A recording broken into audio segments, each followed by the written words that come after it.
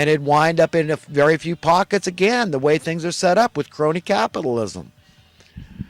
So we've just got to feel the pain, folks. We've got to be willing to say, oh man, that's serious. The idea that it would save a life if I gave up everything I have. But would it only be temporary? And the way things are, yes. You might temporarily house somebody for a few weeks in a motel with all your net worth. And is that what God's asking for? No. But we need to be serious and take this thing very seriously. That's what's being told to me, is that extravagance and a profligate spirit has no place in the kingdom of heaven. And we are to be readying ourselves for the kingdom of heaven being established here on earth. And that means full equality. That means full freedom, full prosperity, not for some, but for everybody.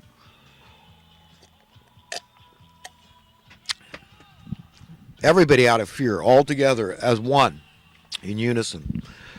Just as the best servant / slave is one that is oblivious to their imposed slavery, servitude, through the cost of living tax, so too the very best puppets serving their cruel money masters of misery are those oblivious to their puppitude.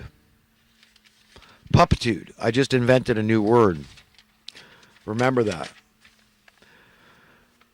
There's a whole lot of puppets that are in themselves being grand puppeteers. They're just of lesser puppeteering. So it's like this pyramid of puppeteerism, that they're just lower on the puppet scale, puppeteer scale, pulling strings. And a lot of them don't even realize it, but they're oblivious to their puppitude. See, they're being used. They're allowing themselves to be puppeteers of a lower class, you understand, by the higher puppeteers. Pyramid of puppeteerism, pyramid of puppetism, pyramid of puppeteers. Consider first the metaphorical straw which broke the allegorical camel's back when it comes to the immeasurably serious matter of which and what belief systems and what philosophies you decide to either adopt or dismiss. Yeah, folks, like I talk about.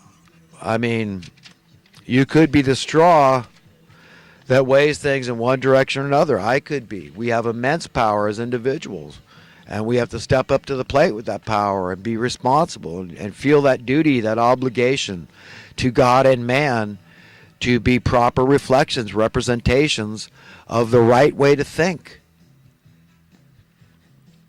Embrace reason and logic. Humiliation of the wicked is a very powerful weapon in the arsenal of the righteous, but it must not be used in a trite, reckless, mocking, ineffectual manner simply to blow off some steam. With ever-expanding technology, why is the inevitable reality perceived as a nightmare scenario? Because we've been well trained to believe thusly. I talked about that already. About this idea of mass unemployment being a threat to us. Why does it have to be? It doesn't have to be, is what I'm telling you. But we've been trained that it is. And people say, oh, they all just think, oh, mass unemployment would be a disaster. It would be a catastrophe. So this gives us a pretext to keep the problems going. It's rationalization. Say, oh, no, we've got to keep extreme, desperate poverty. Otherwise, crime would plummet. Look at all those people that would be unemployed in the criminal industrial complex. All the social welfare workers that wouldn't need a job anymore, wouldn't have a job anymore. All the people in the debt industrial complex that wouldn't have a job. All the people in the dubious warfare industrial complex that wouldn't have a job. All the prostitutes that wouldn't have a job. All the abortionists that wouldn't have a job. All the people that appeal to the escapist vice industry. All those people, gambling and drugs and alcohol and all sorts of other countless sundry issues, wouldn't have a job. Crazy, man. Humility is a very powerful tool which should be used sparingly, tactfully, and with a serious, sober-minded, life or death attitude. Logic is much more a component of honesty than of intellect. It's going to get mighty hot in the kitchen of truth, the whole truth and nothing but the truth. How would you feel if the mainstream media constantly malinformed you that the reason you have tremendous adversity was because you were being discriminated against because of your race, whether white, black, brown, red, or yellow, or other? Well, you start believing it after a while. If somebody, it's like inculcating somebody. You keep on beating them with the same whip, and they start believing, this must be, these are the people that are the cause of my problem, I'm going to believe it. All believers in a good God instinctively know deep down in their hearts, in the marrow of their souls, that one way or another, sooner or later, God's will is certainly going to be firmly established on earth. And that we should all consider very introspectively, very carefully, very seriously, the full implications of that inevitable and imminent reality we should all be preparing ourselves for. Powerful implications, folks. Recall not only what Jesus taught regarding loving those who hate us without a cause, aka our enemies, but also remember what King Solomon taught. Oh, what King Solomon taught? He said that loving your enemies, even Millie Weaver, Alex Jones reporter, she pointed this out. I don't know if she knows the teaching of Solomon, but he says, yeah, it's like pouring hot coals over somebody's head. The last thing evildoers want is for you to sincerely, genuinely love them and try to reach them with that spirit. A very serious case of mass, even civilization-wide mesmerization at the hands of the money masters of misery. That's what we have, folks. The maniacal money masters of miseries making the rules and forcing us to live under them. We humans tend to lament the things we fear. As such, the teachings by Jesus that the rich fear they will lose and the poor fear they will never have is a prime example of that point. We are all trained like good little establishmentarians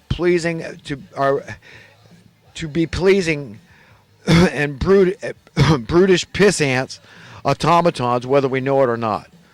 We are all trained, good little establishment pleasing, brutish pissant automatons, whether we know it or not. Yeah, we're kind of all like that, aren't we? Yes, sir, no, sir, and we're scared, and we're insecure, and we lack freedom, whether we admit it or not. Virtually my entire adult life has been devoted to exposing social, political, and economic tyrants in an attempt to be truly, absolutely free. Yet I now feel like I'm being blamed for vast, wanton, unnecessary social, political, and economic miseries. And the irony is palpable.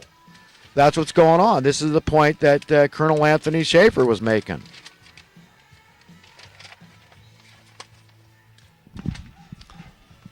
What the? Oh, I ended up here with this pyramid of puppetry. I think I'm going to finish the tape here. What else good? Right down here. Oh, boy. So this pyramid of puppetry, you know, I got these different levels. The New World Order cabal, the types, and they're with the money master of misery with the copyright. Then we got the top politicians, Congress and Senate that voted for the bailout, those types. Then the mainstream media, cutting-edge educators, the higher educators, the agenda-driven higher educators. And then you got all the past pissant special interest groups, establishmentarians at the bottom, at the base of the pyramid. I pretty much talked about it all earlier.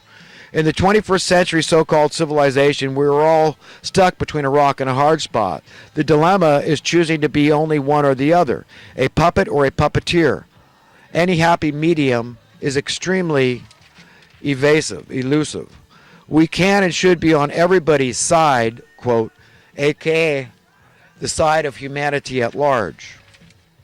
Refusal to carry our fair share of the weight of the cross of humanity goes beyond simply prescribing to willful ignorance or an ignorance is bliss philosophy.